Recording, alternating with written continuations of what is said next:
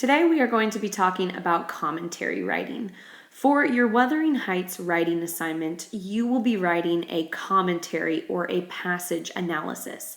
And what this means is that you'll be going through the passage you're given line by line, looking for literary devices, and ultimately you're going to analyze those devices and explain how they produce some sort of effect and how they allow Bronte to make some sort of argument or to reveal a deeper truth about some aspect of the human condition, like love or violence.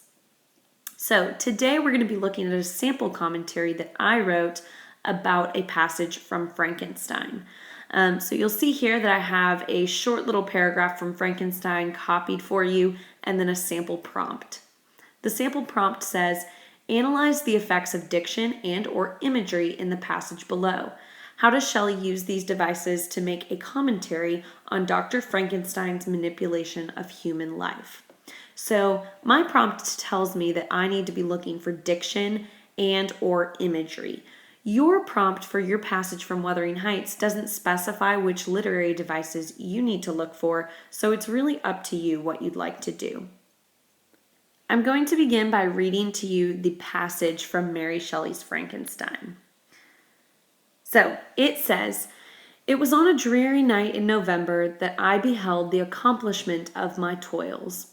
With an anxiety that almost amounted to agony, I collected the instruments of life around me, that I might infuse a spark of being into the lifeless thing that lay at my feet. It was already 1 a.m, the rain pattered dismally against the panes, and my candle was nearly burnt out, when, by the glimmer of the half-extinguished light, I saw the dull yellow eye of the creature open. It breathed hard, and a convulsive motion agitated its limbs."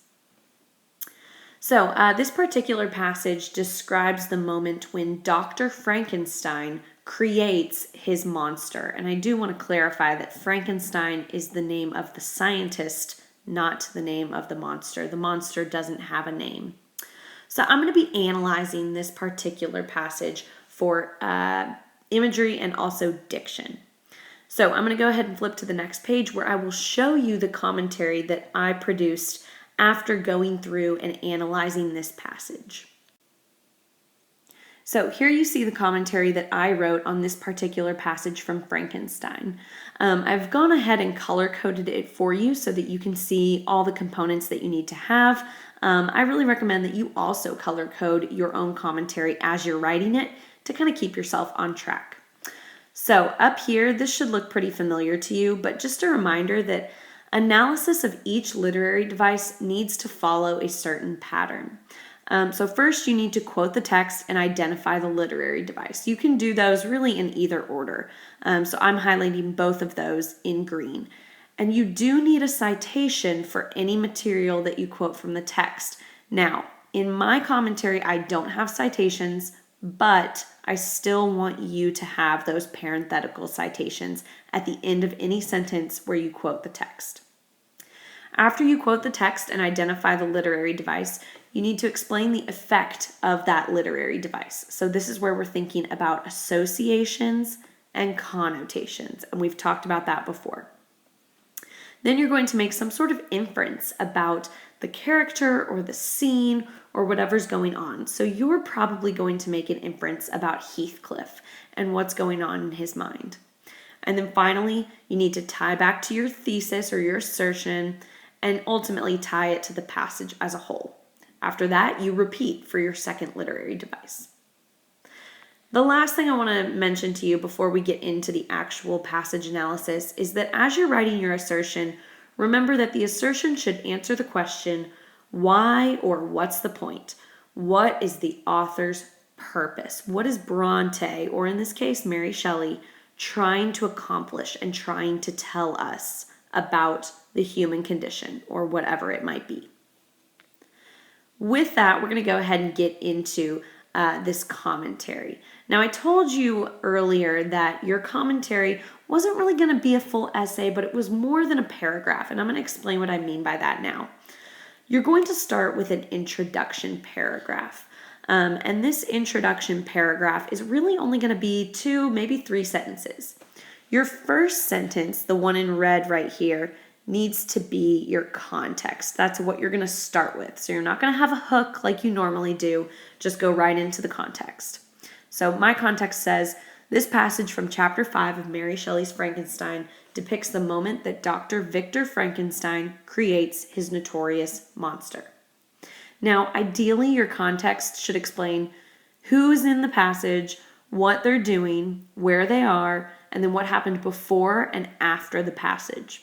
However, for time's sake, because this is, a fairly fast writing assignment, you don't have time to go into great detail. For time's sake, you may not be able to do all of that, so it's up to you to determine what is most important to mention in your context. After that, you're going to jump right into the assertion, and that's this orange part that I've highlighted right here. So mine says, in this particular passage, Shelley utilizes negative diction and death imagery to illustrate the destructive power of unchecked ambition and science. Now, this assertion, I used my prompt to craft this. Your prompt is really, really important, and it's especially important that you keep the prompt in mind as you're writing your assertion. I also went ahead and kind of mentioned my literary devices in my assertion. I recommend that you do that. It's not totally necessary, but it does help. And then, of course, my topic would be unchecked ambition and science. And Shelley's stance on those things, ambition and science, is that they are very destructive. So you'll remember from the beginning of the year, you need to talk about the topic and then also the stance on the topic. How does the author feel about that topic? Okay, moving on.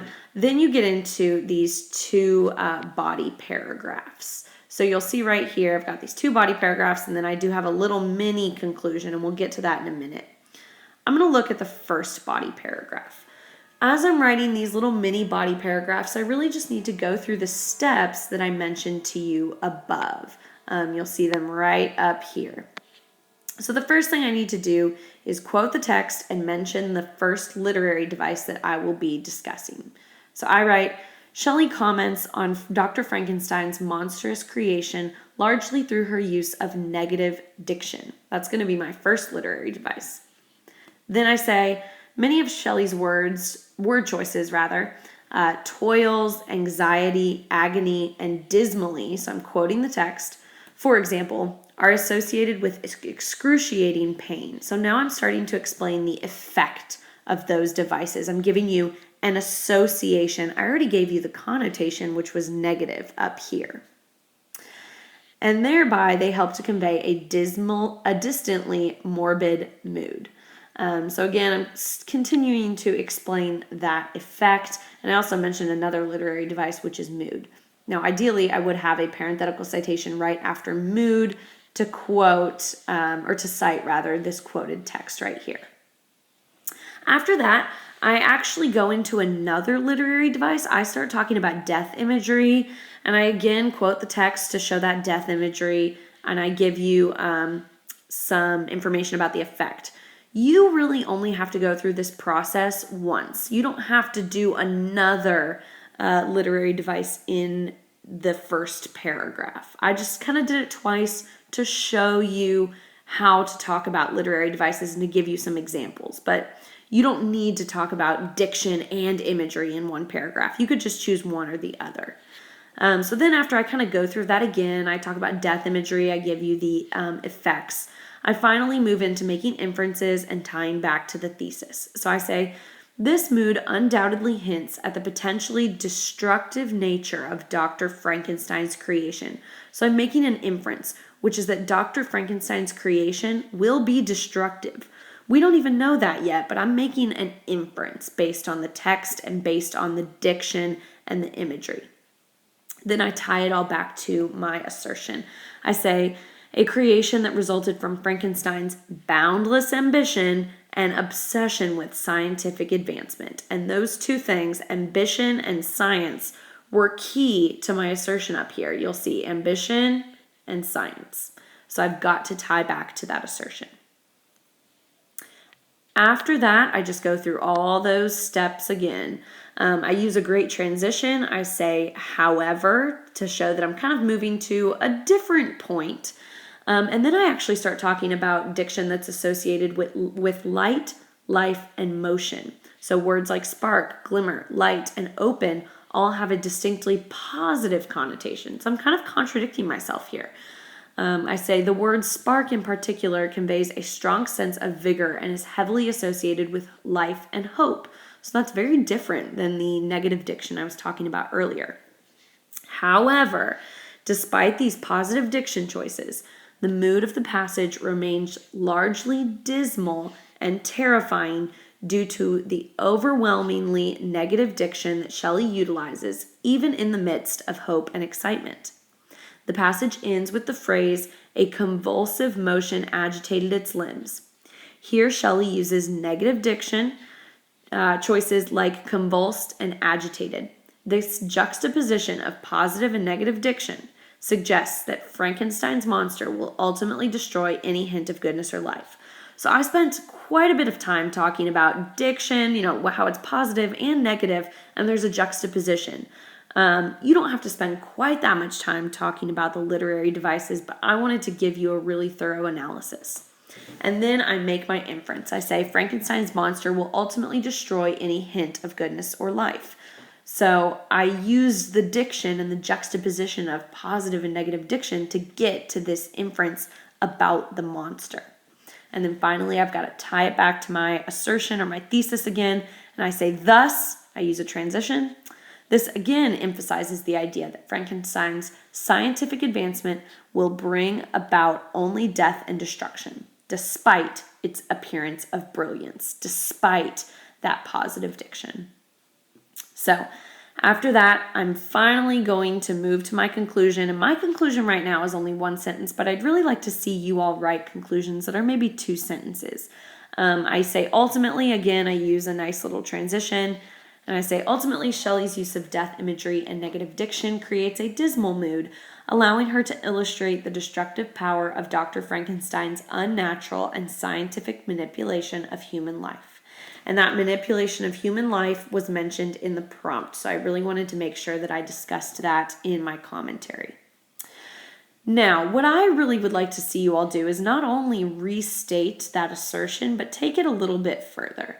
And so I've written this here for you just to think about. It says, after restating my assertion, can I end with some sort of point to ponder, some extension of my argument or new idea that leaves the reader wanting more? At this stage, you don't need to worry about that too much, but just think about how you can really end your commentary with a bang and end on a really strong point that leaves your reader thinking about the argument that you've made. So with that, this is kind of the full commentary at a glance. It's not very long. It's certainly not a full essay, but it definitely is longer than a paragraph. Remember that you will be looking for 2 different literary devices in your passage from Wuthering Heights, and then use those, figure out the effects, make inferences, and then finally write some sort of assertion about Bronte's purpose and maybe her message about love or violence. So with that, I'm going to leave you. I hope that this commentary was helpful, and good luck as you begin writing your own.